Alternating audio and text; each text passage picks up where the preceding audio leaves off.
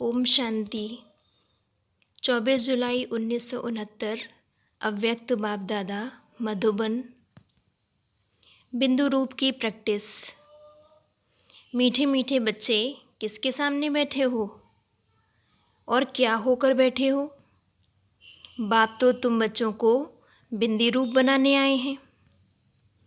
मैं आत्मा बिंदु रूप हूँ। बिंदी कितनी छोटी होती है और बाप भी कितना छोटा है। इतनी छोटी सी बात भी तुम बच्चों की बुद्धि में नहीं आती है। बाप तो बच्चों के सामने ही है, दूर नहीं। दूर हुई चीज़ को भूल जाते हैं वो। जो चीज़ सामने ही रहती है उस चीज़ को भूलना, यह तुम बच्चों को तो शोभा नहीं देता है। अगर बच्चे बिंदी को ही भूल जाएंगे तो वो लोग किस आधार पर चलेंगे? आत्मा के ही तो आधार से शरीर भी चलता है। मैं आत्मा हूँ, यह नशा होना चाहिए कि मैं बिंदु बिंदु की ही संतान हूँ। संतान कहने से ही स्नेह में आ जाते हो। तो आज तुम बच्चों को बिंदु रूप में स्थित होने की प्रैक्टिस कराएं। मैं आत्मा हूँ, इसमें तो भूलने की ही आवश्यकता नहीं रहती।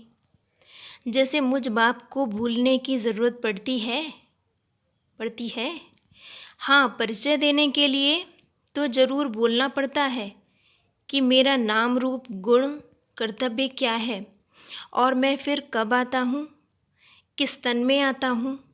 तुम बच्चों को ही अपना परिचय देता हूँ। तो क्या बाप अपने परिचय को भूल जाते हैं? बच्चे उस स्थिति में एक सेकंड भी नहीं रह सकते हैं।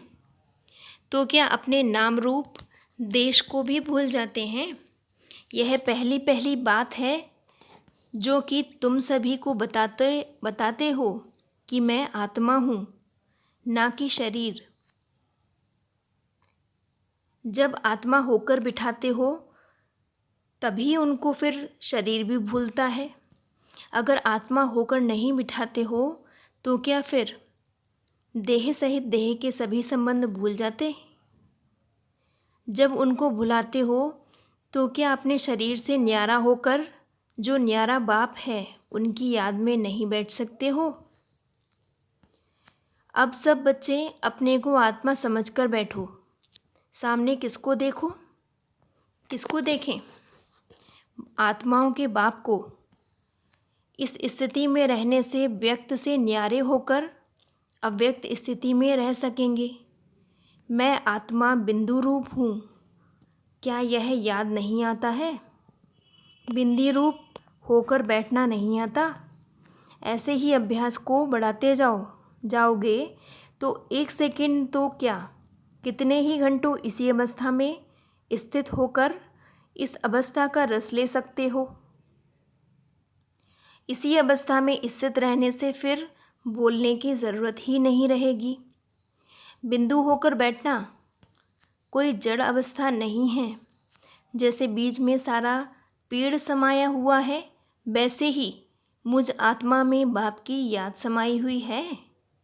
ऐसे होकर बैठने से सब रचनाएं आएंगी और साथ ही यह भी नशा होगा कि हम किसके सामने बैठे हैं।